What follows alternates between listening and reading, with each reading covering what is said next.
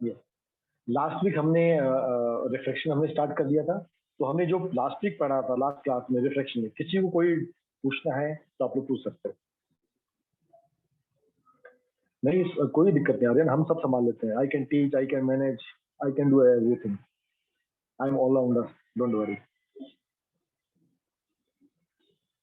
Yes, last week में हमने जो पढ़ा था उसमें किसी को कुछ डाउट है रिफ्लेक्शन में, किसी भी कंसेप्ट में, फिर हम उसको आज पढ़ेंगे और आज हमारा रिफ्लेक्शन पार्ट ओवर हो जाएगा। कुछ न्यूमेरिकल्स भी 4-5 हम न्यूमेरिकल्स भी करेंगे और डे 4 आपका आज होमवर्क रहेगा।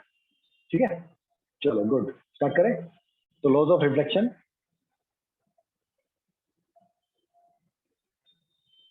चलो गुड, हम वहीं से स्टार्ट करते हैं जहाँ से हमने इसके बाद छोड़ा था। रिफ्लेक्शन में पढ़ा था जब लाइट रेस एक मीडियम से दूसरी मीडियम में ट्रेवल करती है। ठीक है, नॉर्मली लाइट कहाँ पर ट्रेवल करती है? एयर में ट्रेवल करती है। ठीक है, अब लाइट अगर किसी ग्लास के थ्रू पास हो, वाटर के थ्रू पास हो, अल्कोहल के थ्रू पास हो, तो क्या होता है? ये रिफ्रैक्शन नामक फिनोमिना टेक प्लेस करता है। और ये होता क्यों है? क्योंकि लाइट का जो होता है स्पीड कम हो जाता है। ठीक है, लाइट जब किसी मीडियम से सॉलिड मीडियम है या लिक्विड मीडियम जब से पास ऑन होता है, तो क्योंकि सॉलिड और लिक्विड थोड़े डेंस होते हैं एज कम्पेयर टू गैसेस। हम सबने पढ़ा है कि गैसेस में जो पार्टिकल्स होते हैं, मैटर पार्टिकल्स होते हैं, वो आपस में काफी दूर दूर होते हैं। इसलिए लाइट को वहां पर ट्रेवल करने में कोई दिक्कत नहीं, इसकी स्पीड 3 × 10⁸ रहती है। लेकिन जैसे ये लाइट आपकी वाटर में जाती है और सॉलिड्स में जाती है, किसी मीडियम अदर मीडियम में जाती है अदर देन एयर, तो क्या होता है? क्योंकि पार्टिकल्स काफी क्लोज होते हैं, उस वजह से क्या होता है कि लाइट का स्पीड कम हो जाता है। जैसे आप नॉर्मल सड़क पे जब चलते हो, ठीक है, वो स्पीड, और आप दलदल में चलने की कोशिश करो या आप रेत में चलने की कोशिश करो, आपका मीडियम बदल गया तो आपकी स्पीड देखो ऑटोमेटिकली कम हो जाती है। आप बर्फ पे चलने की कोशिश करो, आपकी स्पीड कम हो जाती है ना। तो जैसे ही लाइट किसी अदर मीडियम में ट्रेवल करती है अदर देन एयर, तो उसमें रिफ्लेक्शन नाम का फिनोमिना होता है। ठीक है, तो इंसिडेंट रे और रिफ्लेक्टेड रे का एंगल सेम नहीं होता, सबसे बड़ी बात वही होती है। हमने रिफ्लेक्शन में हमने क्या पढ़ा था? बट जिस एंगल से लाइट इंसिडेंट होगी नॉर्मल के रिस्पेक्ट में, उसी एंगल से लाइट रिफ्लेक्ट होती है, मतलब angle I equal to angle R था। रिफ्रैक्शन में क्या होता है कि जब आपकी लाइट किसी अदर मीडियम के थ्रू ट्रेवल करती है तो आई इक्वल टू आर नहीं होता। ये हमने लास्ट क्लास में पढ़ा था। अब इसके ऊपर कौन कौन से लॉज काम करते हैं, ठीक है, ये कैसे होता है, आज हम इसको पढ़े। तो इसका फर्स्ट लॉ क्या कहता है? When light goes from one medium to another, frequency does not change. Frequency change होती, क्या चेंज होता है? उसका वेलोसिटी चेंज होती है, एम्पलीट्यूड चेंज हो जाता है, एंड वेवलेंथ। एम्पलीट्यूड मतलब उसका वेवलेंथ चेंज होता है। ये फर्स्ट चीज हमको याद रखना। सेकेंड चीज, आपकी जो इंसिडेंट रे है, आपकी जो रिफ्लेक्टेड रे है और जो नॉर्मल है ना, interference of two media at a one point of incident. जैसे हमने लास्ट वीक भी पढ़ा था, ये आपका कोई ऑब्जेक्ट है, ठीक है, आपका बाहर एयर मीडियम है, ये आपका ग्लास है। तो जब ये आपका नॉर्मल हो गया, मान लो जब लाइट इंसिडेंट करेगी ऐसा, ये आपका एंगल आई बनता था, इसमें से लाइट आपको रिफ्लेक्ट होती है अंदर ऐसा, ये आपका एंगल आर बनता है। ये पॉइंट ऑफ कॉन्टेक्ट आपका एक ही पॉइंट पे होता है, and they are in the same plane. यही आपका पॉइंट इंसिडेंट का है, यहीं से आपकी लाइट रिफ्लेक्ट होती है। देखो अब इसके अंदर रिफ्लेक्ट, इसके अंदर देखो लाइन डेविएट नहीं होती, डेविएशन इसी पॉइंट से स्टार्ट होता है। ये तो लाइट कैसे निकल जाती है? ऐसे निकल जाती है। इस पॉइंट का मतलब समझो, the incident ray, the reflected ray and normal. ठीक है, तो तीनों चीज, ये आपका नॉर्मल हो गया, एंड ये आपकी इंसिडेंट रे हो गई, और ये आपकी रिफ्लेक्टेड रे हो गई।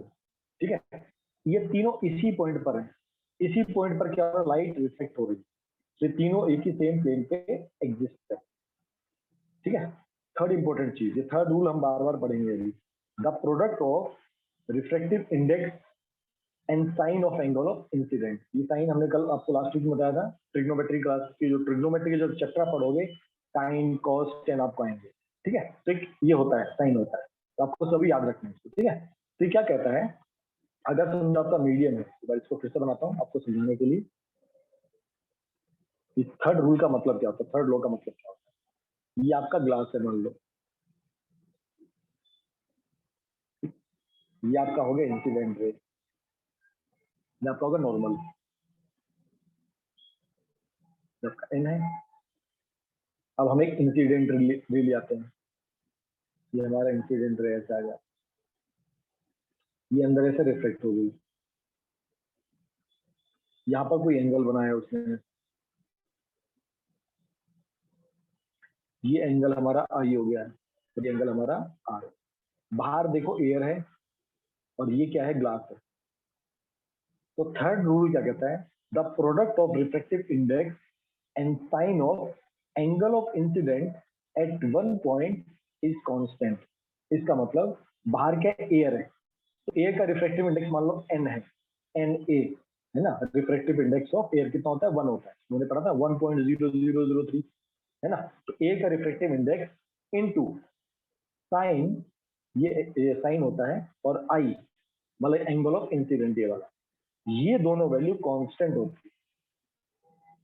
इसका मतलब ये हुआ एन जी मतलब refractive index of glass into इसका साइन क्या होगा, इसका साइन होगा आर है ना। इसका एंगल ऑफ इंसिडेंट का, इसका एंगल ऑफ इंसिडेंट क्या है, ये लाइट यहाँ से रिफ्लेक्ट हो जा रही है, इसके लिए इंसिडेंट है ना, और इस ग्लास के लिए इंसिडेंट यहाँ से हो जाता है, इसके रिफ्लेक्ट में ये रिफ्लेक्टर हो गया, ठीक है।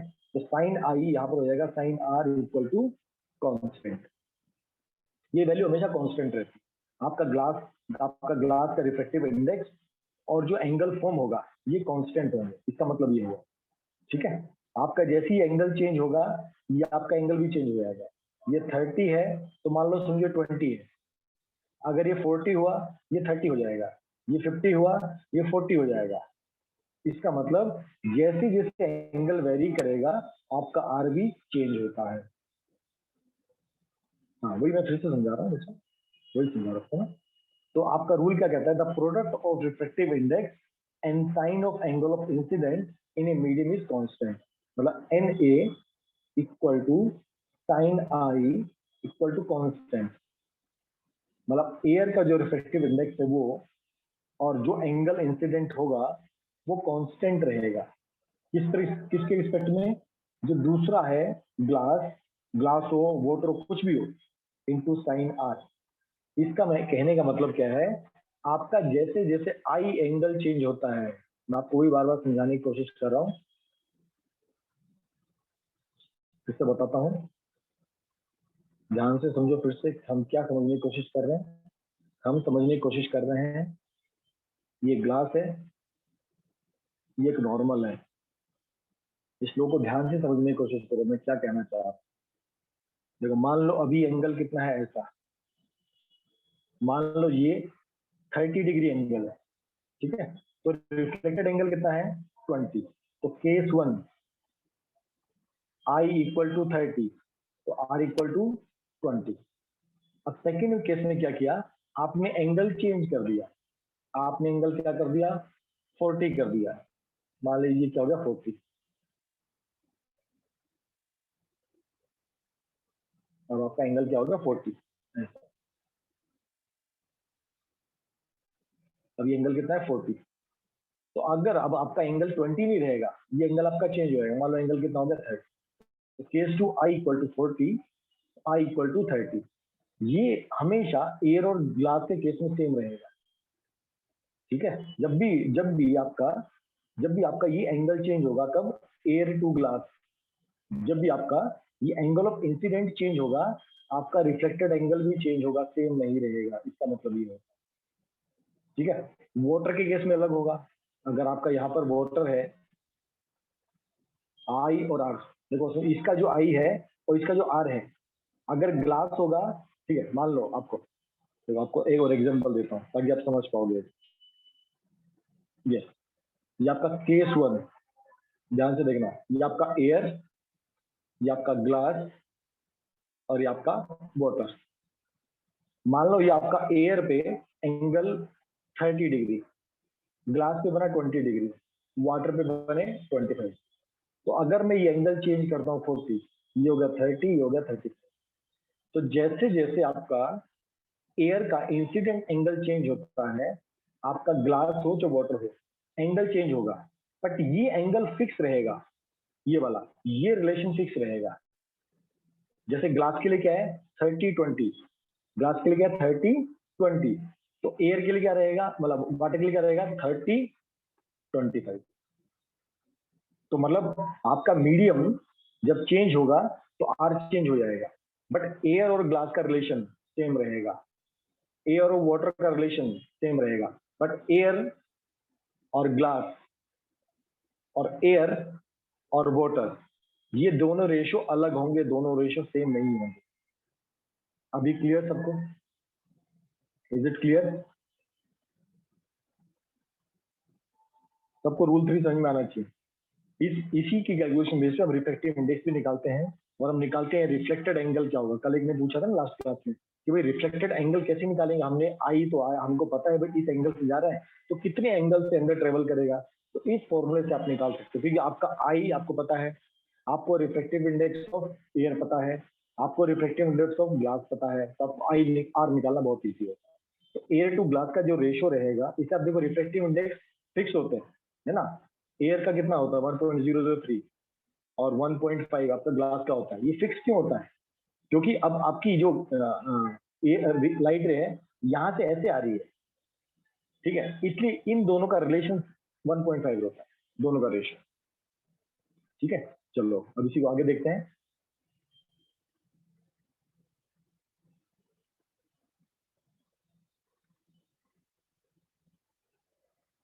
ये तो यहाँ पर हमने क्या देखा, refractive index into sine I equal to constant. आपको मैं 3 वैल्यू याद करने को थी, साइन 30 आप याद करके रखो, साइन 45 आप याद करके रखो, और साइन 60 आप याद करके रखो। साइन 30 कितना होता है 1/√2, साइन 45 कितना होता है 1/2, साइन 30 कितना होता है √3/2, और एक साइन 90 भी होता है, इसको भी याद कर लो बनो, और साइन 0 भी याद कर लो, साइन 0 0 डिग्री। आपको अलग से लिख देता हूँ मैं फिर से एक बार, साइन 0 डिग्री इसकी वैल्यू होती है 0। साइन 30 डिग्री अगर एंगल 30 हो तो साइन 30 कितना वैल्यू होगा 1/√2, ये आपको ट्रिग्नोमेट्री मिलेंगी। अगर साइन 45 है तो 1/2, अगर एंगल 60 डिग्री है तो वैल्यू होगी √3/2, अगर साइन 90 है इसका वैल्यू होगा 1। ठीक है, नोट कर लो फटाफट, फिर मैं इसको इरेज करता हूँ।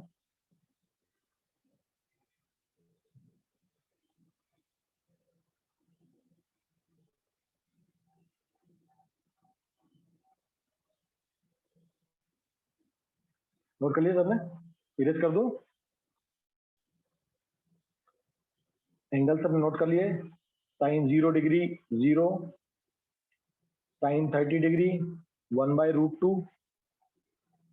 Sign 45 1/2, sine 60 √3/2, sine 90 1। अच्छा, साइन √2 की वैल्यू कितनी होती है याद है किसी को? What is the value √2? √2 की वैल्यू भी लिख लो एक जगह 1.414, और √3 की वैल्यू भी एक बार लिख लो 1.732। ये आपको काम आएंगी कैलकुलेशन से, कुछ कैलकुलेशन को करने ही रहेंगी। Please note down, √2 equal to 1.414 and √3 equal to 1.732। चलो गुड। अभी देखो, और इसमें कब हम दो मीडिया की बात करते हैं, इसको हम कैसे लेते हैं, दो मीडिया की बात करते हैं, एयर और ग्लास। ठीक है, हमारे दो मीडिया हैं एयर और ग्लास।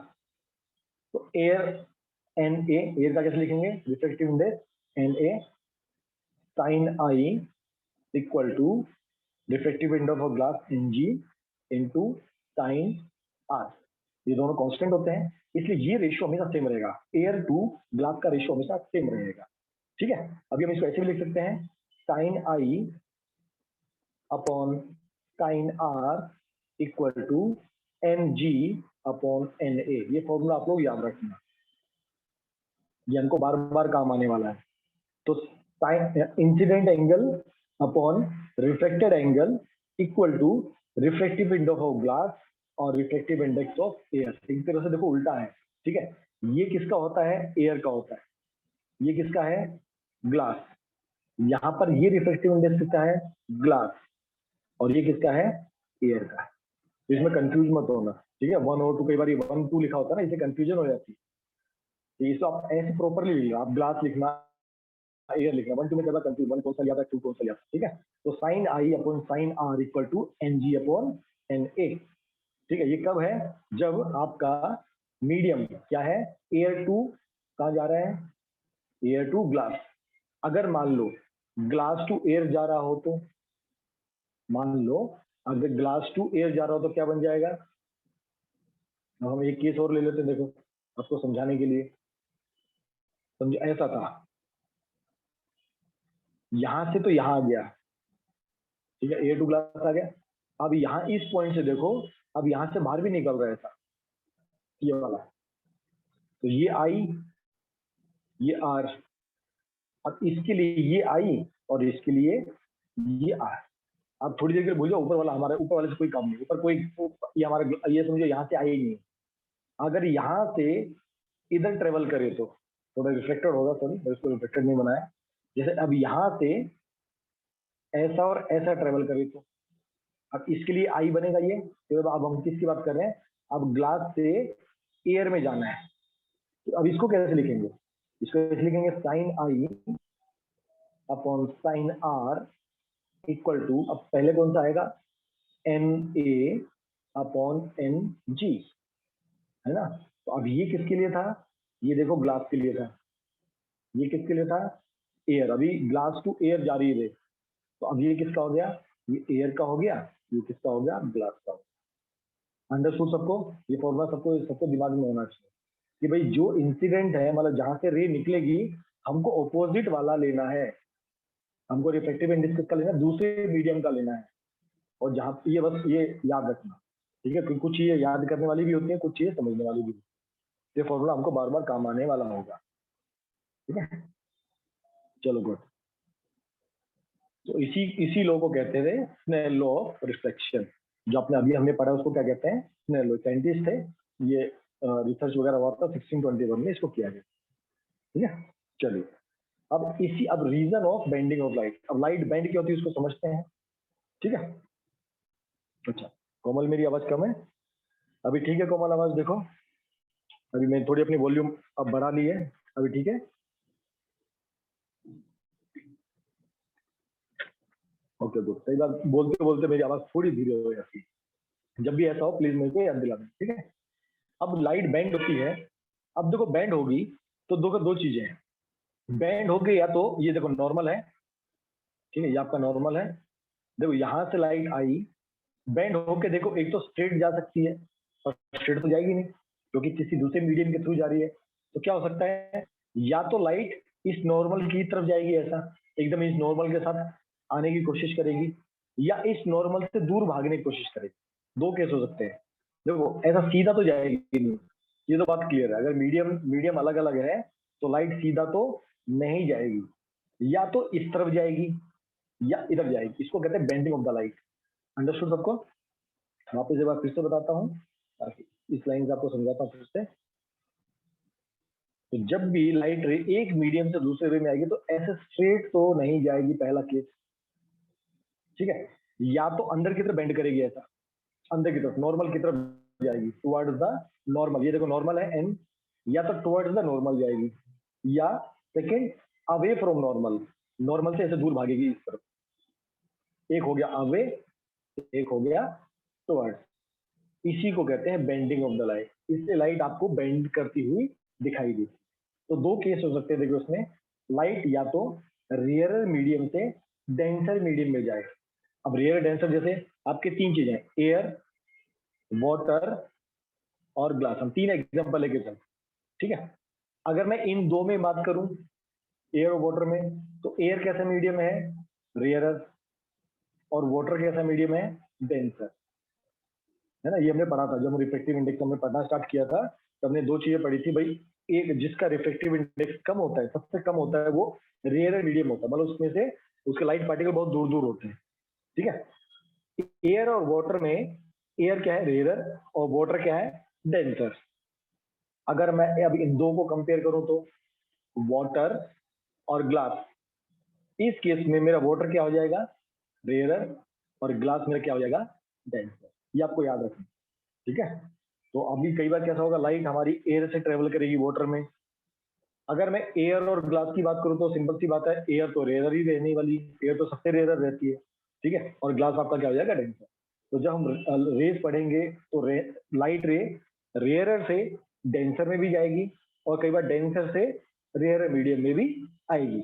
अब होता क्या है देखो, ठीक है, अब लाइट बैंड होती है, उसके रीजन देखेंगे कि लाइट बैंड होगी, वो नॉर्मल होगी तो किस केस में होगी, और वो अवे जाएगी, रिफ्लेक्टेड जो आई है वो आर और जी क्या चीज होगा देखते हैं, ठीक है। तो when first case, when light is going from rarer to the denser medium, ठीक है।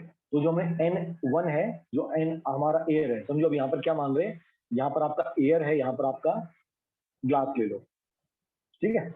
अभी लाइट आपकी एयर टू ग्लास में ट्रेवल करने वाली है, ये आपका आई हो गया, ये आपका आर हो गया, ठीक है। ये हमारा फॉर्मूला था साइन आई अपॉन साइन आर।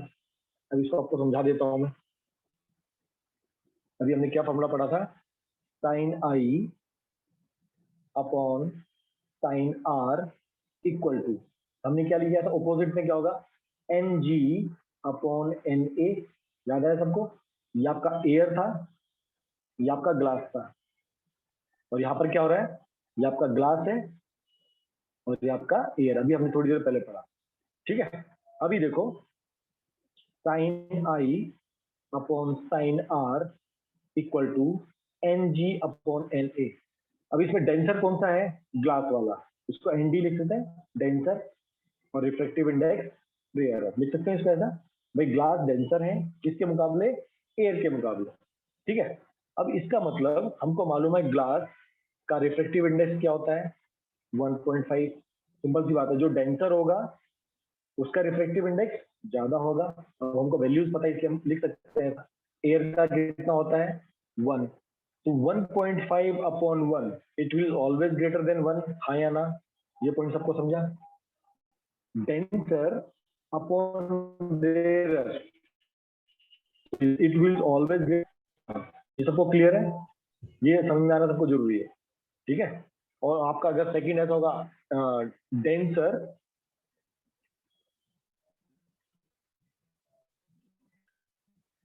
तो अगर आपका रेयरर और डेंसर आया तो लेस देन 1, तो भी आप कर सकते हो, अंडरस्टूड। तो हम अभी इस केस की बात कर रहे हैं, ऊपर बाद में समझाऊंगा, पहले वाली चीज।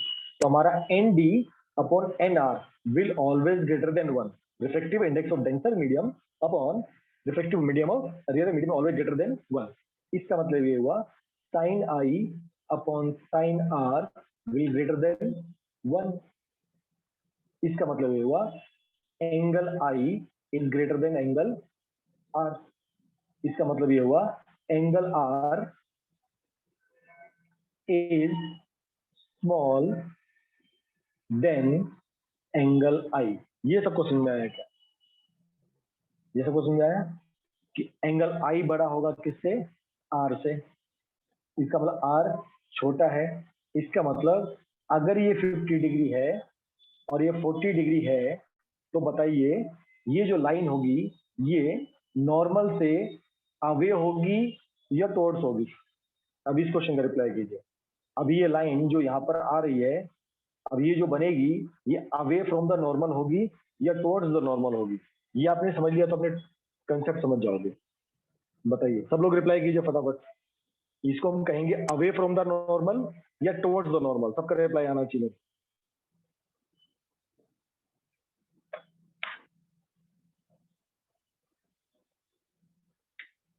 एंगल आई कितना है 50, आर कितना है 40, it will be away from the normal और टुवर्ड्स द नॉर्मल।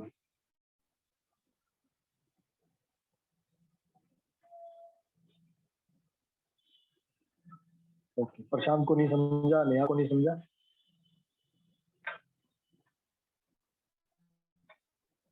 चलो गुड, इसका मतलब मैक्सिमम बच्चों को समझ में आ गया है। चलो यहाँ से वापस बताता हूँ ताकि उनको समझे जिनको नहीं समझा है। देखो वापस बताता हूँ मैं, फिर से समझो इस चीज को।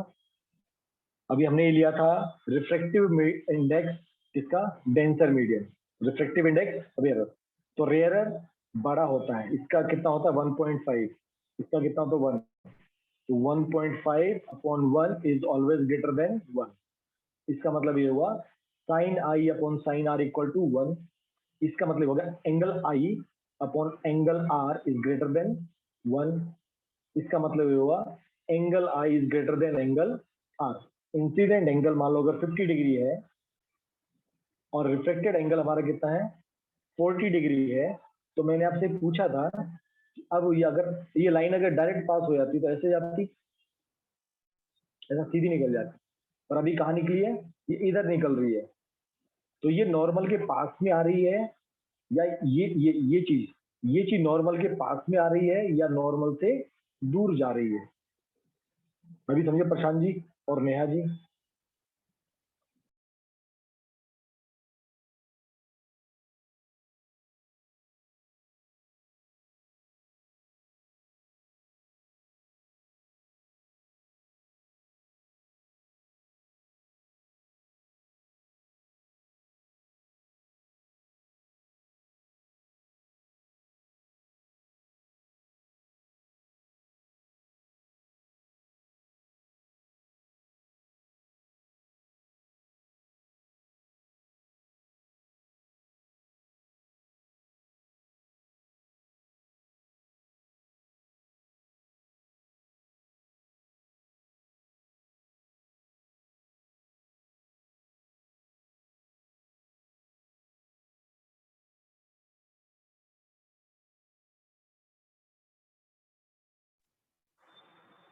यस सॉरी, वो मेरा माइक, अभी आपको समझ में आया भाई प्रशांत जी जो मैंने आपको समझाया लॉजिक? इसको समझने का एक तरीका और कैसा है, जो डेंसर होगा उसके उसके मॉलिक्यूल्स कहते हैं आपस में क्लोज्ड है, इसका मतलब ये इसको अपनी तरफ खींचने की कोशिश करेगा, इस एंगल को अपनी तरफ खींचने की कोशिश करेगा। अंडरस्टूड? तो हम लिख सकते हैं when light travel from rarer to denser medium, है ना, when light travel from rarer to denser medium it bend towards the normal at the interference of the two media. तो जो बेंड होना स्टार्ट होगा ना बच्चा लोग याद रखना, वो यहीं से बेंड होना स्टार्ट हो जाएगा, इस लोकेशन से ही। वो अंदर जाके ऐसा नहीं, वो ऐसा ऐसा बेंट नहीं होगा, ऐसा ऐसा, वो यहीं पर बेंट होगा, इसी पॉइंट पर बेंट होगा। वो उसको जाना ऐसे था और वो बेंट होके इधर से निकलेगा। ठीक है, sir if the angle I is less than angle R then ray will move toward normal, move away from plasma. अभी हम सेकंड केस डिस्कस करेंगे।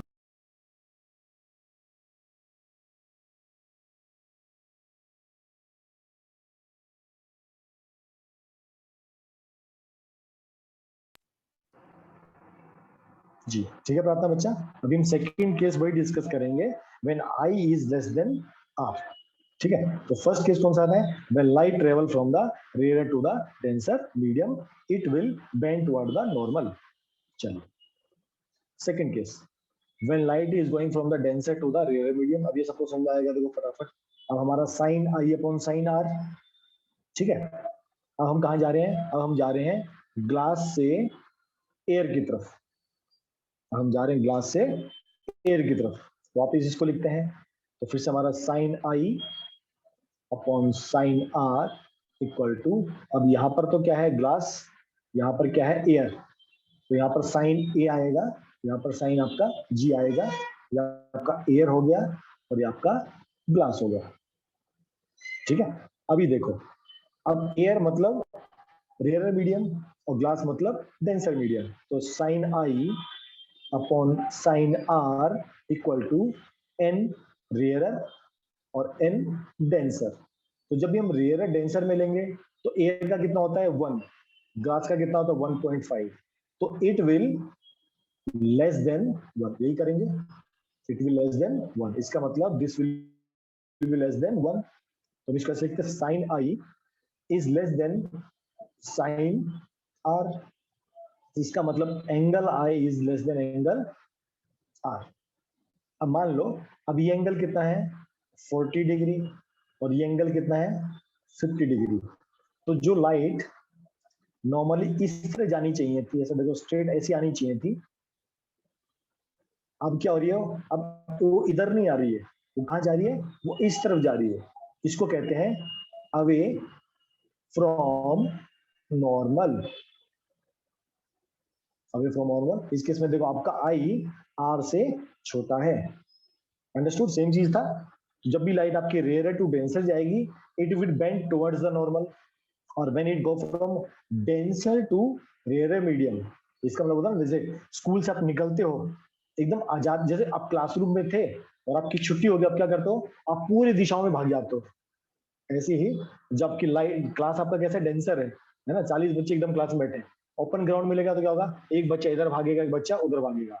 इसका मतलब जब भी हम छोटी छोटे डेंस प्लेस से रेयर प्लेस पे जाते हैं, हम सब आपस में फैल जाते हैं। इसलिए एंगल भी क्या होता है, एंगल वाइड हो जाता है, एंगल बड़ा हो जाता है। याद रखना, सिंपल सा लॉजिक याद रखना। जब हम डेंसर में जाएंगे, जब आपको एक ही क्लास में 100 बच्चों को बिठा दें, तो आपको क्या होना पड़ेगा, सबको पास पास बैठना पड़ेगा, एक दूसरे से बाजू बैठना पड़ेगा। और जब आपको एकदम खुला ग्राउंड मिल जाएगा, आप एकदम फैल के बैठते हो या फैल के घूमते हो।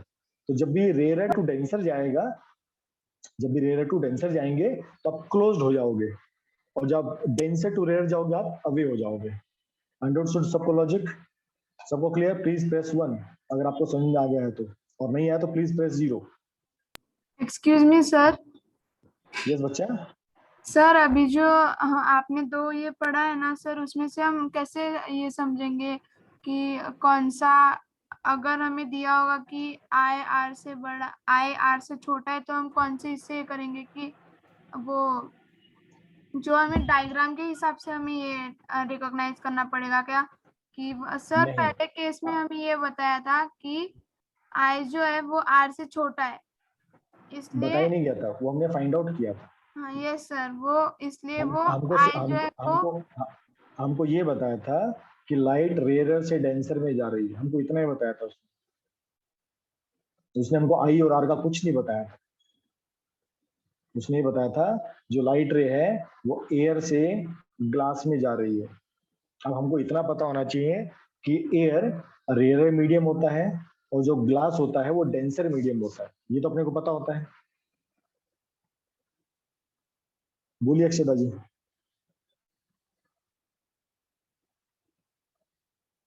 बोलिए अक्षता जी। Yes sir. ऐसी होता है ना, देखो, refractive index of air is less than किससे, वाटर से, इज लेस देन ग्लास। तो आपको हमने जो पिछली क्लास में रिफ्रैक्टिव इंडेक्स दिए थे, आपको मैंने कहा था आपको 4-5 तो याद रखने हैं। ठीक है, यस। तो आपको ये पता होना चाहिए कि रे कहाँ से कहाँ जा रही है, रेयर टू डेंसर। और रेयर टू डेंसर कैसे पता लगेगा, तो आपको मीडियम पता होना चाहिए ना। एयर से ग्लास में जा रही है, एयर से वाटर में जा रही है, वाटर टू ग्लास जा रही है, ग्लास टू वाटर जा रही है, ग्लास टू एयर जा रही है। इतना तो हमको पता, ये तो हमको क्वेश्चन मिलेगा, तब हम बताएंगे कि आई और आर इक्वल होंगे या ग्रेटर देन होंगे, लेस देन होंगे। ठीक है, यस सर। चलिए गुड। अच्छा, अब एक ऐसी कंडीशन होती है कि जब लाइट रे कोई रिफ्लेक्शन नहीं करता, रिफ्रैक्शन नहीं करता। ठीक है, अभी एक कंडीशन कैसी है कि लाइट मीडियम में गई और रिफ्लेक्ट होके आ गई, है ना, रिफ्लेक्शन हो गया, मतलब सॉरी, बार बार रिफ्लेक्ट और रिफ्लेक्ट कंफ्यूज जाता है। तो रिफ्रेक्ट हो गई, है ना, क्या हो गई, रिफ्लेक्ट हो गई। तो भाई कोई ऐसी भी कंडीशन है क्या कि भाई रिफ्लेक्शन नहीं होगा, बिल्कुल भी डेविएशन नहीं होगा? यस। तो 2 कंडीशन होती है। कौन सी? फर्स्ट कंडीशन होती है when light is incident normally on A boundary. ठीक, अभी तक आपका कैसा था, ये ऐसे आती थी टेढ़ी और ऐसे निकल जाती थी। अभी कैसा हो रहा है भाई, आपकी एकदम स्ट्रेट आ रही है। हम लोगों ने मिरर के केस में क्या पढ़ा था, अगर हम नॉर्मल के, अगर इसको ऐसे मारते थे इधर, तो उसी पाथ पे रिटर्न हो जाती थी। ये हमने पढ़ा था। क्यों? क्योंकि ये पीछे का सरफेस क्या था, ब्लैक है, इसलिए राइट को रिफ्लेक्ट कर देता था। ये हमने मिरर केस में पढ़े। और यहाँ पर ये पीछे ऐसा कोई सरफेस है क्या? नहीं है।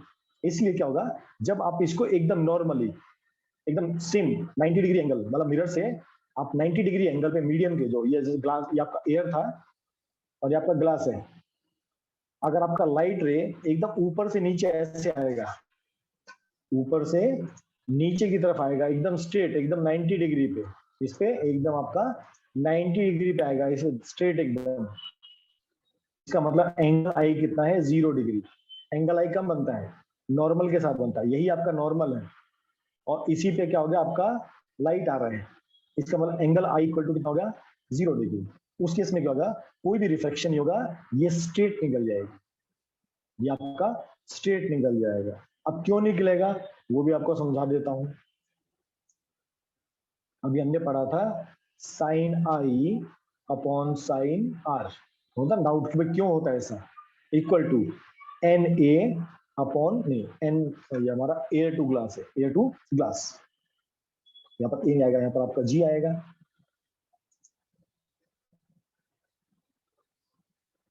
तो यहाँ पर आपका G आएगा, यहाँ पर आपका A आएगा, ठीक है।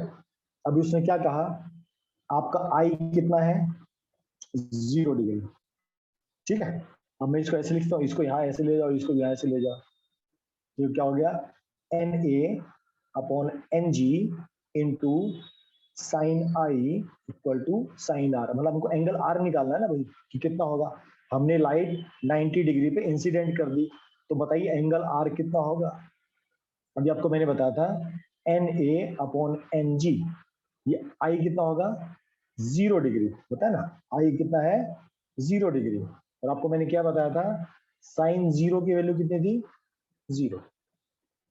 साइन 0 डिग्री मतलब 0, क्यों, ये एकदम नॉर्मल वाली जो लाइन होती है, जैसे मिरर है, मिरर का नॉर्मल कैसा होता है, 90 डिग्री, ये नॉर्मल होता है, इसी को नॉर्मल कहते हैं। और इसी पे आपकी लाइट रे आ रही है, तो angle of I incident angle की है, तो साइन 0 कितना होता है, 0 इक्वल टू साइन आर, तो N A upon N G into 0 हो गया, ये कितना हो गया, 0 हो गया, तो ये वैल्यू कितनी होगी, 0 इक्वल टू साइन आर। तो आर की वैल्यू कौन सी 0 होती है, एंगल आर भी आपका कितना हो जाएगा, 0 डिग्री हो जाएगा। इसलिए जो राइट रे ऐसी आपकी आई थी, आई एंगल से 0 था, आपकी लाइट रे सीधा निकल जाएगी। Why, because angle I equal to 0, then angle R equal to will also 0। कोई डाउट, कोई शक, क्या कंसेप्ट क्लियर सबको।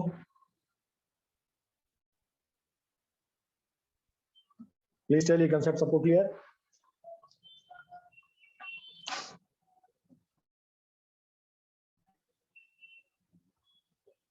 चलो गुड। अभी सेकंड केस, ये फर्स्ट केस हो गया कि यहाँ पर कोई रिफ्लेक्शन नहीं होता। एक सेकंड केस भी होता है, when the refractive indices of two media are equal, ठीक है ना। अभी देखो एयर टू ग्लास में जा रही है, ग्लास टू वाटर में जा रही है, ठीक है। अब सबका रिफ्रैक्टिव इंडेक्स होता है, एयर का 1 होता है, ग्लास का 1.5 होता है, और वाटर का हमने 1.33 निकाला था, है ना। तो अगर कभी ऐसा हो कि भाई दोनों मीडियम तो अलग हो, मीडियम तो अलग हो, बट दोनों का रिफ्रैक्टिव इंडेक्स सेम हो, मतलब दोनों का एन का वैल्यू सेम हो, ऐसा भी हो सकता है ना। हमने पढ़ा था, वो क्या था, केरोसिन और ग्लास, पढ़ा था, दोनों का 1.5 होता है ना। तो मान लो यहाँ पर आपका है केरोसिन और यहाँ पर आपका है ग्लास, आपके दो मीडियम हो गए, दोनों का रिफ्रैक्टिव इंडेक्स क्या है, सेम है। तो अगर देखो सेम होगा, तो sine I upon sine are equal to N A upon N G. तो इसको बता देता हूँ आपको, ये साफ कर देता हूँ, ये ऑलरेडी इसमें कैलकुलेशन किया और मैंने आपको जो समझाने के पर्पज से अलग से बता दिया। सेकंड केस, जब आपका रिफ्रैक्टिव मीडियम अलग है, याद रखना हम मीडियम अलग की बात कर रहे हैं, हम मीडियम अलग की बात कर रहे हैं, बट दोनों का रिफ्रैक्टिव इंडेक्स सेम है। तो N sorry sine I upon sine are equal to refractive index of kerosene और रिफ्रैक्टिव इंडेक्स ऑफ ग्लास। ये दो हमने, मेरे को याद है 1.5 होता है ना। तो हमको मालूम है एन के इक्वल टू एन जी, दोनों का रिफ्रैक्टिव इंडेक्स सेम है, तो 1 हो जाएगा। इसका मतलब sine I upon sine are equal to 1, इसका मतलब sine I equal to sine R, इसका मतलब angle I equal to angle are. इसका मतलब जब लाइट रे यहां से आएगी, वो कोई भी रिफ्लेक्शन नहीं होगा, वो स्ट्रेट निकल जाएगी। इसका मतलब एंगल समझो, यहाँ पर मान लो 45 डिग्री था, तो यहाँ भी कितना होगा, 45 डिग्री। कब होगा, जब दोनों मीडियम अलग हो सकते हैं। वापस बता रहा हूँ, medium can be different but their and value will be same. Refractive index जो होता है, जो वैल्यू होती है, वो दोनों की सेम अगर होगी, तब भी कोई रिफ्लेक्शन नहीं होगा, वो स्ट्रेट निकल जाएगा। अंडरस्टूड ये बात। अभी हम एक इंपॉर्टेंट कंसेप्ट पढ़ने जा रहे हैं, इसके बाद आई होप ये सबको क्लियर है, तो प्लीज प्रेस 1।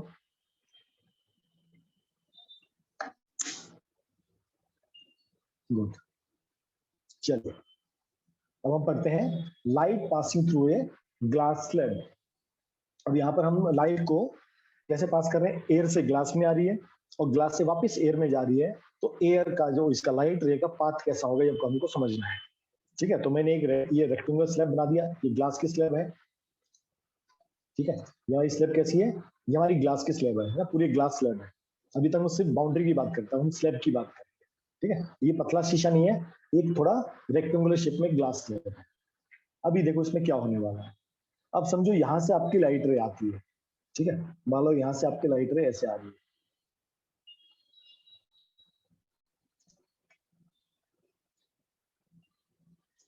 ठीक है, ये लाइट रे आपकी आई। अब मैंने आपको बताया कि मीडियम कैसा है, यहाँ पर एयर है, यहाँ पर ग्लास है, और वापस आपका एयर है। एक मीडियम से दूसरे मीडियम, और दूसरे से फिर तीसरे medium, air to glass and glass to air, ये सबको याद रखना है, ठीक है। अब मान लो, अब बताइए मुझे, ये इसका एंगल आई, ठीक है, ये इसका एंगल आई। अब light away from the normal जाएगी या टुवर्ड्स द नॉर्मल जाएगी? Please tell. Light will be away from the normal और towards the normal.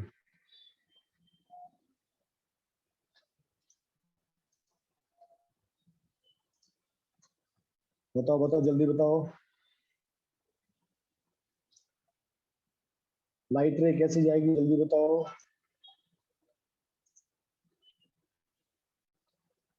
It will bend towards the normal, ठीक है, ये भी नॉर्मल आपका एंड ये भी आपका नॉर्मल है। तो देखो जो ये पाथ होना चाहिए था, अब ये पाथ वो नहीं रहेगा, अब पाथ कैसा बन जाएगा, ऐसा।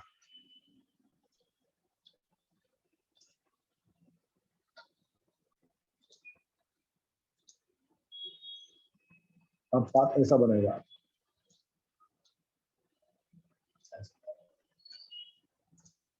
ठीक है। तो हल्का सा हल्का उसको लाइन को थोड़ा सा चेंज कर देता हूँ ताकि आसानी होगा आपको समझने में।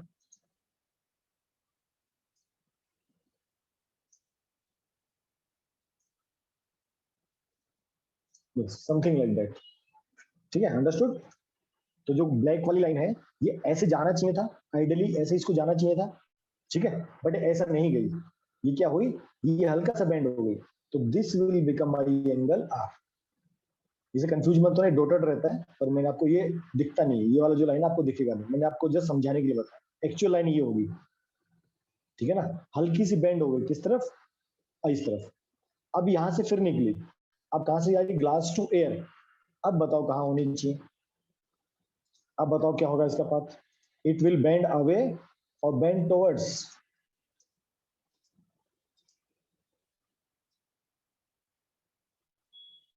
आइडियली इसको ये पाथ लेना चाहिए, यस। इट विल अवे, अब अवे कितना जाएगी वो देखते हैं।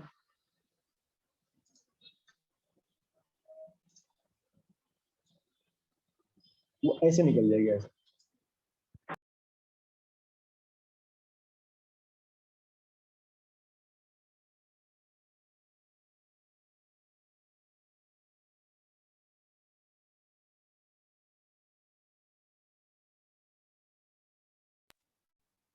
ये तो फर्स्ट केस में क्या हुआ, लाइट जो रे थी वो यहां से आई, इस ग्रीन वाली लाइन देखो, ये जो ग्रीन लाइन है, उसको ये पाथ फॉलो करना चाहिए था, ये पाथ उसको फॉलो करना चाहिए था, उसने पाथ फॉलो नहीं किया, वो बेंड टुवर्ड्स द नॉर्मल हुई, वो बेंड टुवर्ड्स द नॉर्मल हुई, ठीक है।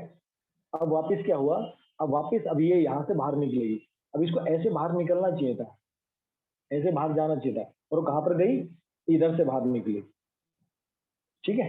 इसको कहते हैं बेंडिंग अवे ऑफ द रे। अब एक चीज ध्यान दो, जैसे ये एंगल आर है, ठीक है, इसको हम R1 बोल देते हैं, थोड़ा आपको कंफ्यूजन ना रहे।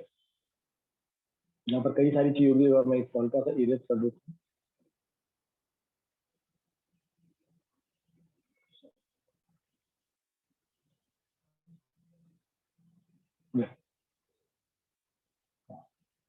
ये भी एंगल क्या होगा, आर होगा, और यहाँ पर एक नई टर्म आती है जिसको हम क्या कहते हैं, एंगल ई।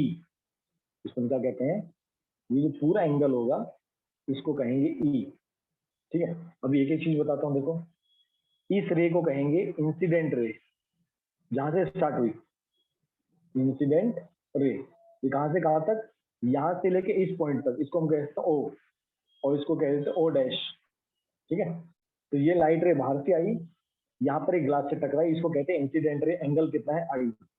अब ये ग्लास के अंदर ऐसे ट्रेवल कर रही है इस पाथ पे, ठीक है, तो ये एंगल इसका रिफ्लेक्टेड एंगल आर था, ठीक है, और ये एंगल भी कितना होगा आर, क्यों, अल्टरनेट एंगल, वाई, देखो आपकी ये नॉर्मल और ये आपकी लाइन ऐसे पास हो रही, तो ये अगर एंगल आर है तो ये एंगल में कितना होगा, हाँ, ये सबको अंडरस्टूड, जो मैंने भी समझाया, इसलिए अगर ये एंगल आर होगा तो ये भी एंगल कितना होगा, आर होगा, और इस लाइन को हम कहेंगे रिफ्रेक्टेड रे, इसको हम क्या कहेंगे, रिफ्रेक्टेड रे। अभी लाइट अब कहां से, ग्लास से एयर में आ रही है, तो अब ये जो रे है इसको कहेंगे एमर्जेंट रे, ये एमर्ज हो रही है, क्या हो रही है, एमर्ज हो रही है, इसको कहते हैं एमर्जेंट रे। पर सर अगर ग्लास बाउंड्री ऑफ ग्लास नहीं होता तब, मतलब बालक, और इस एंगल को कहते हैं एंगल ई, इस पूरे एंगल को क्या कहते हैं, एंगल ई। सर अगर बाउंड्री होता और भाई पैरेलल नहीं होगा तो क्या होगा, डिफ्लेक्शन, ये एंगल थोड़े अलग हो जाएंगे, ठीक है, थोड़े अलग हो जाएंगे। जब हम पैरेलल की बात करें अभी हम जो समझ रहे हैं उसको समझो, अगर ये उबड़ खाबड़ होगा तो क्या होगा, वो इधर की जगह इधर टकराएगी, अलग जगह टकराएगी, सिंपल सी बात है, ठीक है, ये सबको अंडरस्टूड कि लाइट रे यहाँ से आई, एंगल आई, पहले बेंट टुवर्ड्स द नॉर्मल होती है, फिर सेकंड केस में bent away from the normal होती है, ठीक है। अब इसका एक डेरिवेशन है, आपको डेरिवेशन मिल जाते हैं, अभी हमको प्रूफ करना है angle I equal to angle E, अब ये हमको प्रूफ करना है, ठीक है। ये जो एंगल आई की जो लाइट रे है, जिस एंगल से इसमें इंसिडेंट करती है, ठीक है, ये जिस एंगल से इस पे इंसिडेंट होती है, ये उसी एंगल से बाहर निकलती है, ये उसी एंगल से बाहर निकलती है। इसके बीच में एक कंसेप्ट और आपको आता है, वो आपको बता देता हूँ ताकि आपको समझने में और इजी रहेगा। देखो ये जो लाइन थी, ये अपने इस पाथ पे देखो, अगर ये सीधी निकलती तो ऐसे निकल जाती, मान ये सीधी होती तो ऐसे निकल जाती, लेकिन अभी कैसा हो रहा है, ये ऐसे नहीं निकल रही, ये कैसा निकल रही है, ये इसके पैरेलल निकल रही है। आप इन दो लाइन को ध्यान से देखो, ये दो लाइंस को, ये दोनों लाइन कैसी पैरेलल है, ठीक है, ये इस पाथ पे निकलती, ये क्या करती, ये इस रास्ते पे निकलना था, इसको इसको लाइट को इस रास्ते निकलना था, बट इस रास्ते नहीं निकली, ये इस रास्ते निकली, यस, ये इसको इस रास्ते निकलना था, जो फर्स्ट आपकी इंसिडेंट रे थी, बट इस रास्ते निकली, वो यहां से निकली, यहां से, तो दोनों के बीच में एक पैरेलल डिस्टेंस बन जाता है, दोनों के बीच में ये दोनों लाइनें पैरेलल होती है, हमेशा याद रखना, ठीक है। मान लो लाइन ऐसे स्ट्रेट आती ना, ऐसे स्ट्रेट, तब ये होता, पर इस ग्लास की वजह से, इस ग्लास की वजह से क्या हुआ, इसका रास्ता डाइवर्ट हो गया, ये पहले इधर चली गई, ये फिर थोड़ी सी यहाँ चली गई, इस वजह से क्या होगा, ये वाला रास्ता अख्तियार करेगी, ये इस रास्ते पे चलेगी, ये इस रास्ते पर चलेगी, मतलब ये रे ऐसी निकल रही है देखो, और दूसरी रे आपकी ऐसे निकल रही है, तो दोनों का रास्ता चेंज हो जाता है, दोनों का रास्ता चेंज हो जाता है। आर्यन ये पैरेलल कितना होगा इसका फ्यूचर में कभी समझोगे, ठीक है। तो दोनों के बीच में एक डिस्टेंस होता है जिसको हम कहते हैं एक्स, इसको कहा जाता है लेटरल डिस्प्लेसमेंट। इस पे आपकी लाइट रे क्या होगी, हल्की सी डिस्प्लेस हो गई, वो जिस पाथ पे जा रही थी वो उससे थोड़ी डिस्प्लेस हो गई, क्यों डिस्प्लेस हो गई, क्योंकि पहले अंदर की तरफ चली गई है ना, उसका रास्ता क्या हो गया, पहले वो अंदर की तरफ चला गया इसलिए इस तरफ आ गया, ठीक है, और वो फिर वापस बाहर निकली, बट थोड़ा उसमें गैप आ गया, इस गैप को कहते हैं लेटरल डिस्प्लेसमेंट। अंडरस्टूड सबको, किसी को डाउट यहाँ तक, प्लीज जिसका माइक ऑन है अननेसेसरी ऑफ करके रखिए। और देखो अभी मैक्सिमम बच्चे क्लास में ज्वाइन कर चुका हूँ, सबसे रिक्वेस्ट है आप लोग टाइम पे ज्वाइन कीजिए, मैंने जब आपको लिंक भेजा था 5:30 बजे, आप में से केवल 22 बच्चों ने ज्वाइन किया था, ऐसे मत कीजिए, या आपके लिए देखो डेली इंपॉर्टेंट टॉपिक होता है, आप लोग मिस करेंगे इसमें नुकसान आपका ही, ठीक है। तो मैक्सिमम बच्चे प्रेजेंट है, एक बार अटेंडेंस दे दो फटाफट। आज मेरे को मैक्सिमम स्टैंड दिख रहा है क्लास में 58 56 के आसपास, प्लीज गिव अटेंडेंस फटाफट। Please right your name and centre, आप जिस सेंटर के आसपास है।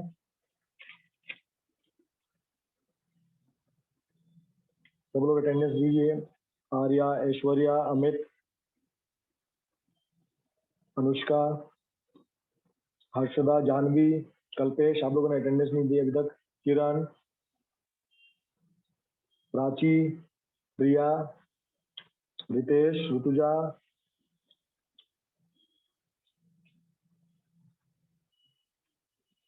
प्लीज जिसने नहीं दिया प्लीज अटेंडेंस दो।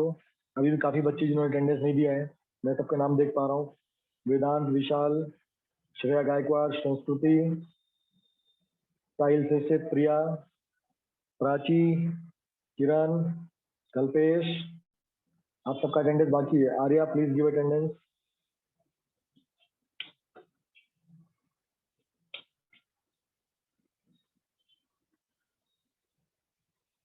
देखा अटेंडेंस देख के आकाश भाग गया, वाह जी वाह। चलो गुड, चलो इसको हम कहते थे x equal to lateral displace. अब हमको प्रूफ करना है, prove that angle I equal to angle E। ये कभी कभी डेरिवेशन पूछा जाता है तो आपको पता होना चाहिए, ठीक है। हाँ वही तो बोल रहा हूँ, बच्चे बहुत समझदार है ना। पढ़ाई is more important rather than attendance तो अपने रिकॉर्ड के लिए लेता है, ठीक है। जब मेरे से पेरेंट पूछते हमारा बच्चा आता नहीं आता तो मुझे ध्यान रहता कौन आता कौन नहीं आता। चलो अब इसको प्रूफ करेंगे, ठीक है। अभी देखो सबसे पहले हम इस पॉइंट पे स्टडी करेंगे। इस पॉइंट पे यहाँ पर क्या था, एयर टू ग्लास, तो हम स्नेल लॉ यूज करेंगे, ठीक है। सर वो लाइन पैरेलल क्यों मीट करनी चाहिए, ये मीट नहीं, ये पैरेलल लाइन होती है मीट नहीं करती, ठीक है। इन दोनों के पास में एक पैरेलल डिस्टेंस आ जाता है, ये डेविएशन की वजह से, क्योंकि ये यहाँ पर डेविएट हो गई इसलिए सीधा निकल जाता है, ठीक है। इसलिए एक हल्का सा उसमें पाथ बन जाता है, ठीक है। चलो अभी फर्स्ट हम पकड़ते एयर टू ग्लास, ठीक है। तो साइन आई अपॉन साइन आर, ये हमारा एयर है, ये हमारा ग्लास है, तो यहाँ पर क्या आएगा N G upon N A, same Snell law use करेंगे, ठीक है। इक्वेशन नंबर 1, कब, जब एयर टू ग्लास में जा रही है। सेकेंड, ग्लास टू एयर, जब रे ग्लास टू एयर जाती है तो साइन आर है ना। अब देखो ये क्या है, साइन आर है, ये वाला ये भी से आर था और ये भी क्या आर, अब यहां से बाहर निकल रही है तो sine R upon sine E. अब मीडियम क्या होगा, N A upon N G. अब क्या होगा, N A upon N G, equation number 2। अब क्या करते हैं, इस सेकंड इक्वेशन को रेसिप्रोकल कर देते हैं। इस सेकंड इक्वेशन को क्या कर देते हैं, रेसिप्रोकल कर देते हैं। तो कैसे बन जाएगा, साइन ई, ध्यान से देखो सब लोग, हम सेकंड इक्वेशन को क्या कर रहे हैं, रेसिप्रोकल कर रहे हैं। Sine are equal to N G upon N A, समझा, हमने क्या किया, इसको रेसिप्रोकल कर दिया, रेसिप्रोकल कर दिया। तो क्या मिल गया, N G upon sine N G upon N A. अभी देखो इक्वेशन 1 और इक्वेशन 2 को आर एच सेम है, ध्यान से देखो, इक्वेशन 1 और इक्वेशन 2 का, इक्वेशन 3 सॉरी, इक्वेशन 1 और इक्वेशन 3 आर एच एस देखो सेम है, एन जी अपॉन ए और एन जी अपॉन ए, सबको सेम दिख रहा है। इसका मतलब इक्वेशन 1 इक्वल टू इक्वेशन 3, इसका मतलब इक्वेशन 1 इक्वल टू इक्वेशन 3।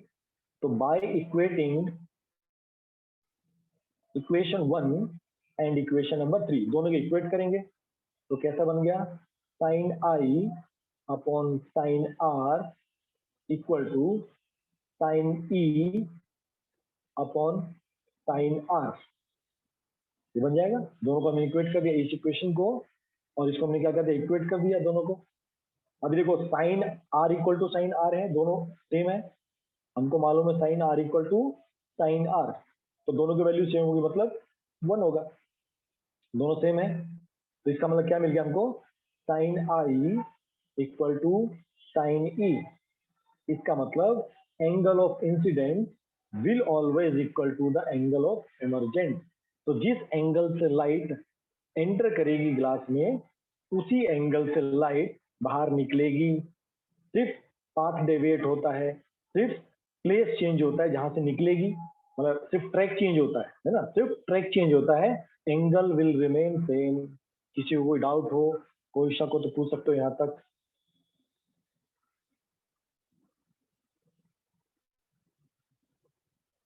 लिया सबको, नोट कर लिया सबने? ये आपको बुकलेट में दिया हुआ है, बहुत इजी है, पर कई बार ये 2 या 3 मार्क्स में पूछा जाता है।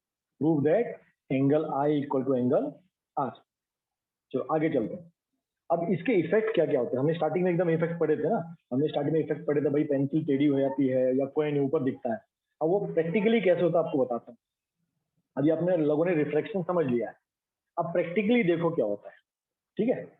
अभी मुझे पेंसिल ऊपर से देखो, हम फर्स्ट केस ले लेते हैं कि पेंसिल आपकी बेंट दिखाई देती है ना। अभी हमने ग्लास, अभी हमने एयर टू ग्लास देख लिया कि भाई लाइट क्या होती है, रिफ्लेक्ट होके जाती है।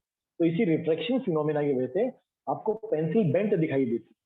अब होता कैसा है, ये देखो, समझो ये आपकी पेंसिल का नीचे वाला पोर्शन है ना। हम अब केवल इस पेंसिल की बात करते हैं, देखो ये वाला पेंसिल बेंट हो रहा है, ऊपर से एकदम स्ट्रेट रहेगा, तो ये हमारा हो गया ऑब्जेक्ट, ये हमारा क्या हो गया, ऑब्जेक्ट। अब लाइट देखो कहां से कहां ट्रेवल कर रही है, वाटर टू एयर, है ना। लाइट रे कहां पर ट्रेवल कर रही है, वाटर टू एयर, क्योंकि हमको किसको देखना है, हमको पानी वाली पेंसिल को देखना है। ऊपर की पेंसिल तो दिख रही है, आपको कौन सी पेंसिल को देखना है, हमको उस पेंसिल को देखना है जो पानी के अंदर है। इसका मतलब जब लाइट रे वाटर से एयर में आएगी तभी हम पेंसिल देख पाएंगे। अगर पानी में लाइट नहीं होगी तो पेंसिल तो वैसे भी नहीं देख पाओगे ना। आपने एक जूस में, आपने मैंगो का जूस बना, उसमें आपने पेंसिल डाल दी या स्ट्रो डाल दिया मान लो, तो आपको देखो, आपको ऊपर की स्ट्रो दिखती है, नीचे की आपको स्ट्रो दिखती है क्या? नहीं दिखती। क्यों नहीं दिखती? क्योंकि नीचे जो आपका मैंगो शेक है, वहां से लाइट बाहर ही नहीं आ रही है, वो सरफेस से क्या हो रही है, रिफ्लेक्ट होके जा रही है, वो सरफेस से रिफ्लेक्ट होके जा रही है। अब वाटर कैसा है, ट्रांसपेरेंट मीडिया है, तो आपको लाइट कैसी दिखाई देगी, light rays coming from water to air. अभी देखो क्या हुआ, ये लाइट रे यहां से आई, ये लाइट रे यहां पर आई, मान लो यहाँ पर नॉर्मल है आपका, ये क्या है, नॉर्मल है, तो लाइट रे क्या होगी, बेंट अवे, बेंट ओवर्ड, है ना। लाइट रे कैसे होनी चाहिए, ये ऐसी जानी चाहिए थी, ये आइडियली ऐसी जानी चाहिए थी, पर क्या हो रहा है, वो अवे हो रही है, it will bent away from the normal, है ना। क्योंकि हम कहां से जा रहे हैं, हम डेंसर मीडियम से जा रहे हैं। कहां जा रहे हैं, रेयरर मीडियम पे जा रहे हैं, ध्यान दो सब लोग, हम कहां जा रहे हैं, हम डेंसर टू रेयरर जा रहे हैं, मतलब away from normal, away from normal. तो जो लाइट रे ऐसी जानी चाहिए थी आइडली, वो वैसी नहीं जाती, वो इस पाथ पे निकल रही है, ऐसा, ठीक है, वो इस पाथ पे निकल रही है, ठीक है। और ऐसी सेकंड रे, तो ऐसी दूसरी लाइन भी बनेगी, वो क्योंकि हम कोई भी, हम रे डायग्राम कब बनाते हैं, जब 2 रेज हम लेते हैं, तो एक रे यहाँ से ऐसी निकली, इस पाथ को गई, और वो भी ऐसे डाइवर्ट हो गई, bent away from the normal. इसका नॉर्मल यहाँ पर है, देखो ये 2 नॉर्मल है, ठीक है, ये इसका नॉर्मल है और ये इसका नॉर्मल है, ये अपनी ग्रीन लाइन का नॉर्मल है, ये अपना ब्लू लाइन का नॉर्मल है, ठीक है। अभी ध्यान से देखो, ये दोनों के बीच में देखो गैप बढ़ता जा रहा है, दिख रहा है सबको, सबको दिख रहा है, गैप कैसा जा रहा है, बड़ा होता है। इसका मतलब ये दोनों रे दूर दूर जाती जा रही है, तो क्या इमेज यहाँ पर जाके इमेज बन पाएगी, कैसा इमेज कब बनती है, जब दोनों रेज मीट होती हैं। आया सबको समझ में, जब इमेज कब बनती है, जब रिफ्लेक्टेड रे मीट होती है ना। अब इस केस में अगर लाइन पैरेलल दूर दूर जाएंगी तो क्या दोनों मीट हो पाएंगी, नहीं जी, दोनों मीट नहीं हो पाएंगी, तो क्या करना पड़ेगा, उनको बैक लाना पड़ता है। हमने उसमें पढ़ा था ना कनकेव मिरर के केस में, हमने क्या करना पड़ता है, उसको बैक लाने पड़ता है।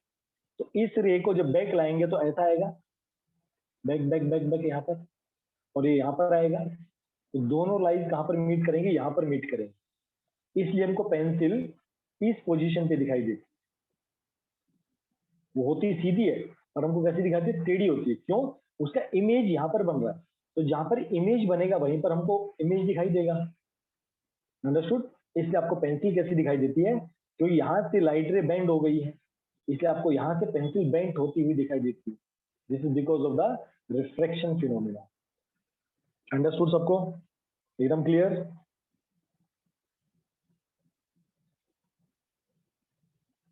चलो गुड।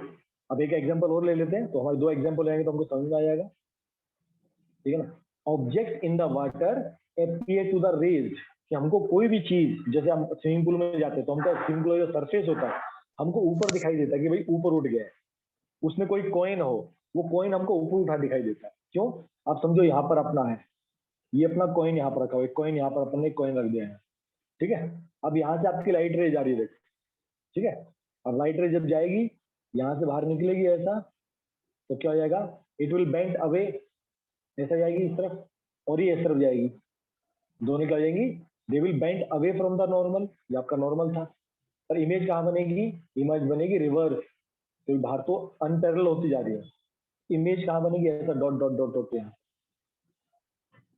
इसलिए आपको ये सरफेस हो या कॉइन हो आपको ऊपर दिखाई देता है। सेम लॉजिक यहाँ पर होता है, क्योंकि जो रेज निकलेंगी दे विल बेंड अवे, क्यों भाई, वो डेंसर टू रेयर मीडियम जा रही है, इसलिए they will bend away from the normal. इसलिए आपकी इमेज फॉर्मेशन कहाँ पर होगी, इस लोकेशन की थोड़ी सी ऊपर इमेज फॉर्म होगी। इसलिए आपको कॉइन हो वो या उसका सरफेस हो आपको कहाँ दिखाई देगा, ऊपर आपको दिखाई देता है। अंडरस्टूड दोनों केस हो आपका? गुड, क्लियर यहाँ तक सबको? अब इसी टॉपिक के ऊपर 2-3 न्यूमेरिकल्स हम करेंगे और डे 4 आपका होमवर्क रहेगा। ओके अनुष्का, नहीं समझा आपको? चलो फिर से बताता हूँ। ये मान लो आपका कोई भी आपका स्विमिंग पूल हो गया, इसमें आपने कॉइन रख दिया है, ये आपका होगा कॉइन, ठीक है। ये आपका वाटर का सरफेस, ठीक है, इसमें पानी भरा हुआ है, ठीक है। अब रेज बनाते हैं, तो एक लाइट रे, ये हमारी आई है ऊपर जो हम देख रहे हैं ऊपर,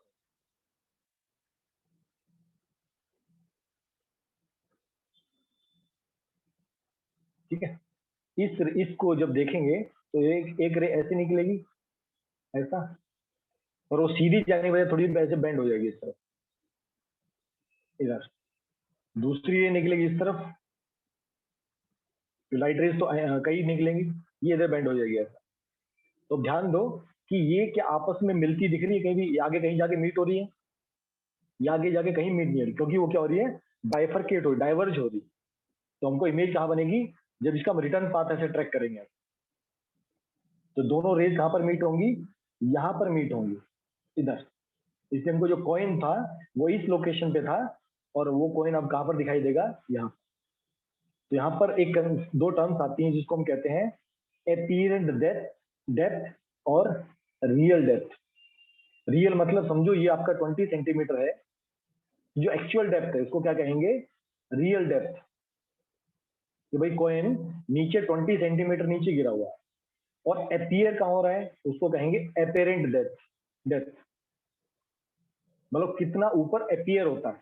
तो इसका फॉर्मूला होता है apparent depth equal to 3/4 of real depth. तो मान लीजिए ये कॉइन आपका 20 सेंटीमीटर डेप्थ पे था, तो आपको कहां पर अपीयर होगा, ये 3/4 कहां से आया, ये आपका है ग्लास एयर टू वाटर का जो इंडेक्स होता है, रिफ्लेक्टिव इंडेक्स, है ना। आपने देखा ना वो वाटर का कितना होता है, सबको पता है वाटर का कितना होता है, 1.33। 1.33 कैसे आता है, 4/3 से आता है, ठीक है। तो मान लीजिए हाँ आपका एपेड डेप्थ कैसे निकलेगा, 3/4, यहाँ पर आपका 20 कट करेंगे 5, तो 15 सेंटीमीटर। तो एक्चुअल में वो 20 सेंटीमीटर पे था, पर आपको कहाँ पर दिखाई देगा, वो आपको 15 सेंटीमीटर पे दिखाई देगा। तो आपको मतलब सरफेस उठा हुआ दिखाई देता है। अंडरस्टूड सबको? आगे चल सकते हैं, चलो गॉट इट। चलो अब कुछ न्यूमेरिकल्स करते हैं, 3-4 न्यूमेरिकल्स इसी फॉर्मूले के ऊपर बेस्ड।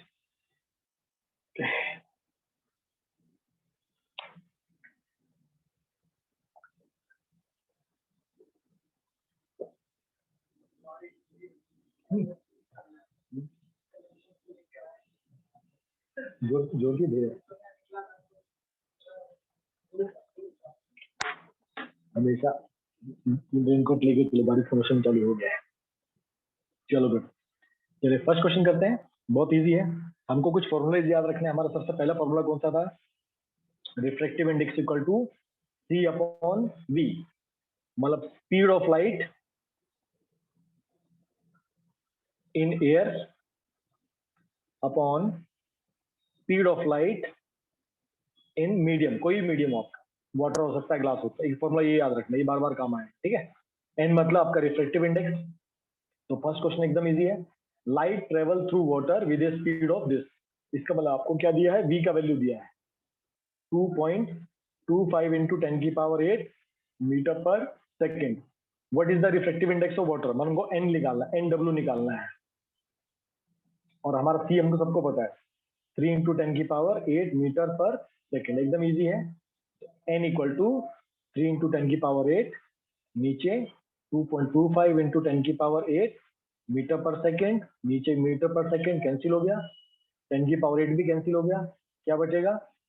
300 अपॉन 225, 25 से डिवाइड करेंगे तो नीचे आ गया 9 जा, और ऊपर आपका कितना आ गया?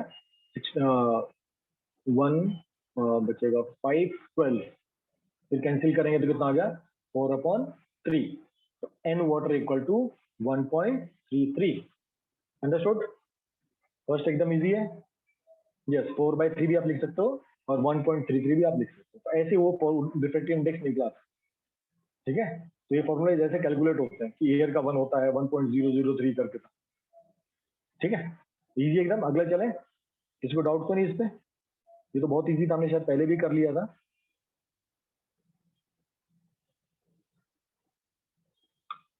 चलो गुड, सेकंड क्वेश्चन करते हैं। Light travel from rare medium to denser medium, ठीक है। तो angle of incident and reflection are 45 and 30। इसका मतलब दो है, एक एयर ले लेते हैं, दूसरा एक हम ले लेते हैं ग्लास। एक रेयरर हो गया, उसको हमने एयर ले लिया, डेंसर को हमें कुछ ले लेते हैं, ठीक है। एंगल ऑफ इंसिडेंट के कितना हो गया? 45 डिग्री, और angle of reflection 30 degree. Calculate the refractive index of second medium with reference to the respect to the first medium. मतलब हमारा फॉर्मूला सेंस वाला, साइन आई अपॉन साइन आर, वो क्या कहता था? रिफ्रैक्टिव इंडेक्स ऑफ ग्लास और refractive index of air. आपका first medium क्या है? रेयरर है। सेकेंड मीडियम क्या है? आपका डेंसर है, ठीक है। तो sine I upon sine are equal to N G upon N A, ये हमको रेशियो निकालना है, N G upon N A का। अब साइन आई कितना है? 45 डिग्री। साइन आर कितना है? 30 डिग्री। आपको मैंने वैल्यूज दी थी 1/√2 और नीचे 1/2। बताइए, कैलकुलेट करके बताओ कितना आएगा, फटाफट कैलकुलेट करो। N G upon N A कितना आएगा?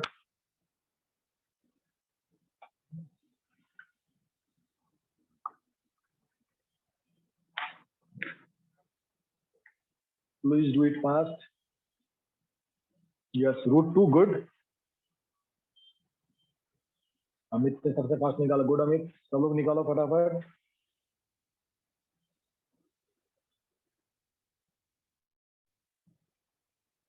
गुड नेहा, गुड अनुष्का, एकदम सही बात। देखो कैसे होगा?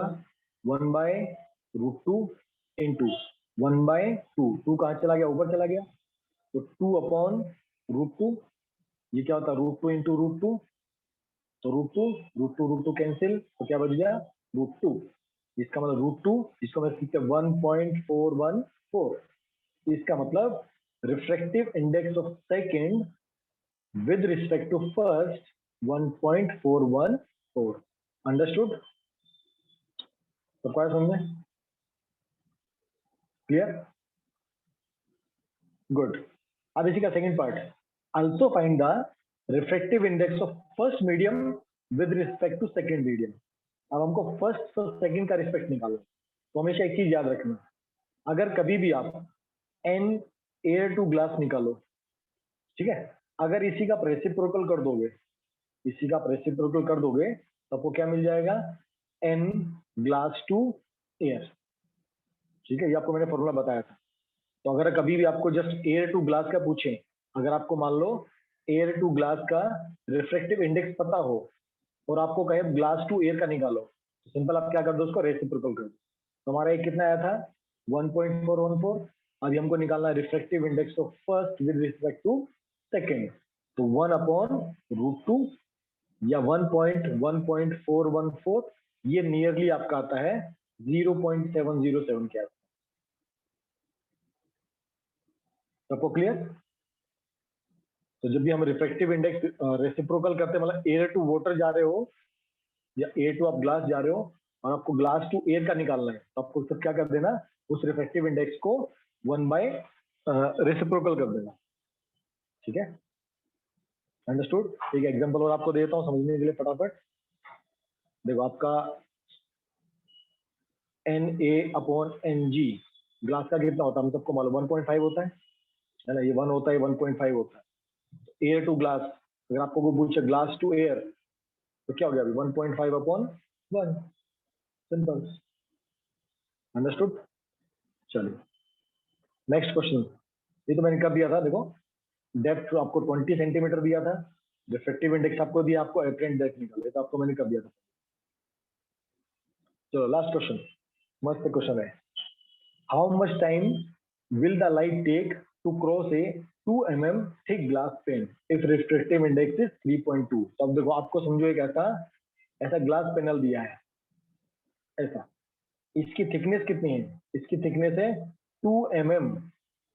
तो लाइट इसके ऊपर पड़ी और इससे निकल गई, तो उसने पूछा इसके अंदर से लाइट को ट्रेवल करने के लिए कितना टाइम लगेगा। ठीक है, कितना टाइम लगेगा। ठीक है, तुमको क्या निकालना है, टाइम। क्या निकालना है, टाइम। किसको क्रॉस करना है, ग्लास को क्रॉस करना है। ठीक है, हमने एक चीज पढ़ी है, स्पीड इक्वल टू क्या होता है, डिस्टेंस अपॉन टाइम। याद आया सबको? सबको याद ही होगा वैसे तो। Speed equal to distance upon time, agree? तो यहाँ पर स्पीड किसकी, लाइट की, पर किसके अंदर, ग्लास में। हमको डिस्टेंस किसका निकालना है, कि लाइट ग्लास के अंदर से ट्रेवल कर रही है, इसका मतलब speed of the light in the glass. ठीक है, तो हमको speed of the light glass के अंदर निकालना पड़ेगा। डिस्टेंस हमको दिया कितना, 2 mm। टाइम हमको निकालना है। तो आपको इस क्वेश्चन में दो चीजें करनी है। तो पहले आपको स्पीड ऑफ द ग्लास निकालना है। क्या निकालना है, स्पीड ऑफ द ग्लास। तो आपका Ng इक्वल टू C/V होता फर्स्ट वाला फॉर्मूला, है ना, reflective index of glass equal to C/V। तो C की वैल्यू कितनी है, 3.3 इंटू 10⁸। V हमको पता है नहीं, हमको निकालना है। Ng कितना दिया है, 3/2, तो 3/2। तो कितना आंसर आ गया, 3 से 3 कैंसिल, 2 यहाँ चला गया, तो V का वैल्यू आ गया 2 इंटू 10⁸ मीटर पर second. Yes yes, refractive index दिया हुआ है 3/2। ये सबको समझ में आया, वेलोसिटी कैसे निकाला मैंने, ये सबको समझ में आया। हमने V कैसे निकाला, किसी को डाउट है तो प्लीज पूछ लीजिए अभी भी कि हमने V कैसे निकाला। हमको फॉर्मूला दिया था Ng, N equal to C/V, speed of the light in the air upon speed of the light in the medium. तो Ng आपको दिया 3/2। गुड, तो आपका V निकल गया। अब इस V को यहाँ पुट कर सकते हैं, ये स्पीड ऑफ द ग्लास है। तो 2 इंटू 10⁸ इक्वल टू डिस्टेंस कितना है, 2 mm, मतलब 2 इंटू 10⁻³ मीटर। नीचे टाइम हमको निकालना है, तो बताइए टाइम कितना आएगा। तो 2 इंटू 10⁻³ और 2 इंटू 10⁸, 2 से 2 cancel, t equal to 10⁻³ into 10⁻⁸, तो 10⁻11 सेकेंड। अंडरस्टूड? सबको क्लियर? तो हमारा टाइम आ गया 10⁻11 सेकेंड।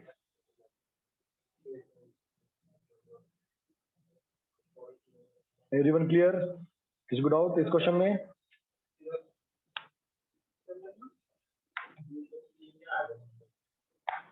प्लीज प्रेस वन अगर सबको क्लियर है। गुड गुड, फटाफट रिप्लाई दो, सबको क्लियर होना चाहिए।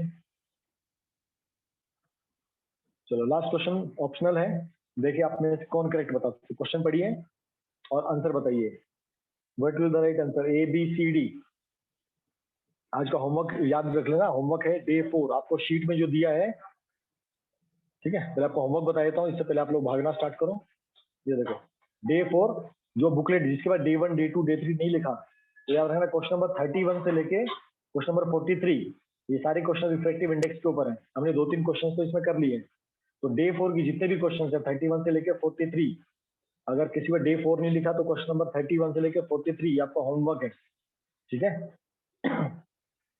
तो ये आपको कल सबमिट करना है। चलिए फिफ्थ आंसर बताइए। मेरे को मैं रिकॉर्डिंग अपलोड कर रहा हूँ, कन्वर्ट होगी फिर अपलोड होगी फिर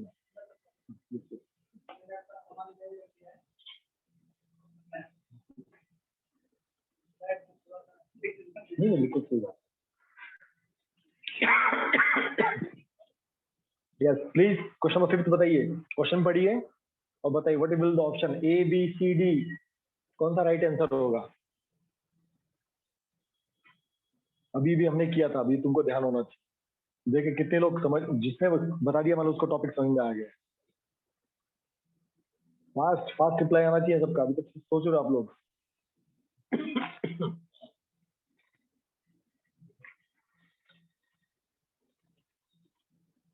अनुष्का ने कहा बी, बाकी लोग रिप्लाई कीजिए, सबका रिप्लाई आना चाहिए मुझे। ऐसा नहीं कि सिर्फ एक बच्चा करेगा, सबका रिप्लाई आना चाहिए। क्वेश्चन पढ़िए और रिप्लाई कीजिए।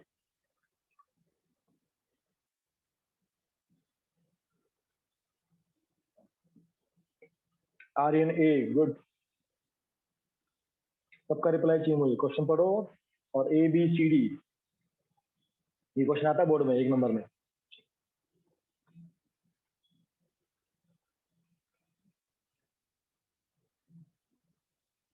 अक्षरता कहती है देखो ये वाला है ग्लास वाला जो हमने पढ़ा था ना अभी थोड़ी देर पहले, ये वाला।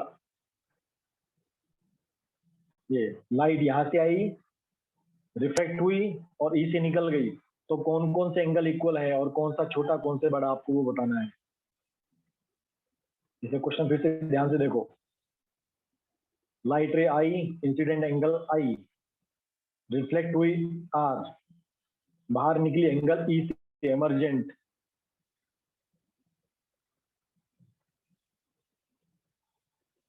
Okay good. Atharva D, Anushka B, Amit Mane D, Atharva D, Shreya B, Prarthana B. सबका रिप्लाई नहीं आया मेरे को अभी तक। किस गिनती में 10 बच्चों का रिप्लाई है मेरे। Sujal B, Arya B, Janvi B, Jay B. सबका फटाफट इतनी देर में तो रिप्लाई आ जाना चाहिए, इतना टाइम नहीं लगता है। और अब सब बी कर रहे हैं। तो राइट आंसर इज बी। तो जिन लोगों ने बी दिया है करेक्ट है। देखो इसमें क्या दिया है, देखो angle I equal to angle e, हमने बताया था। एंगल आई आपका एंगल ई के इक्वल होता है, याद रखना हमेशा। देखो किसी और केस में है, इस केस में है, बट इस केस में क्या है, और ये एंगल हमेशा आर से बड़े होते हैं, है ना। क्यों? रेयर टू डेंसर जा रहा है, तो जब रेयर टू डेंसर जाएगा तो angle r will be less than किससे, एंगल आई से। इसे B is the right answer. ये तो होगा ही नहीं और ये होगा ही नहीं, इसमें कंफ्यूजन था बी और डी में। तो ये एंगल हमेशा बड़ा नहीं होता, आर आई एंगल बड़ा होता कब, जब हम रेयर टू डेंसर जाते हैं। अगर डेंसर टू रेयर की बात की जाएगी तब ये करेक्ट होता, तब ये करेक्ट होता। अंडरस्टूड। बस कैसा हो आपका ये ग्लास, ठीक है, ऊपर एयर, ये आपका ग्लास का मोटा फ्लेवर है, मोटा ग्लास हो और इसके अंदर एयर भरी हो, ऐसा एयर, फिर इस ग्लास, फिर वापस एयर। अगर ऐसा होता तब ये आंसर राइट हो, इसलिए लॉजिकल सोचना है, ठीक है। तो आज की क्लास को यहीं पर एंड किया जाएगा, ठीक है बच्चों लोग। आज की क्लास को यहीं पर एंड किया जाएगा। होमवर्क मैं क्रिएट कर देता हूँ और सबको होमवर्क सबमिट करना है। कल गड़बड़ी की तो फिर मैं क्लास में एंट्री नहीं करने दूंगा, पहले आपको बता देता। होमवर्क में स्ट्रिक्ट रहो, पीडीएफ बना के होमवर्क सबमिट करना सीखो। हाँ गुड, वही बोला, अटेंडेंस के बाद तो गायब हो जाते हैं। कोई दिक्कत नहीं, कल होमवर्क के टाइम में नहीं मिलेंगे तब पता लगेगा, ठीक है। मैं शीट पहले भेज चुका हूँ, ठीक है।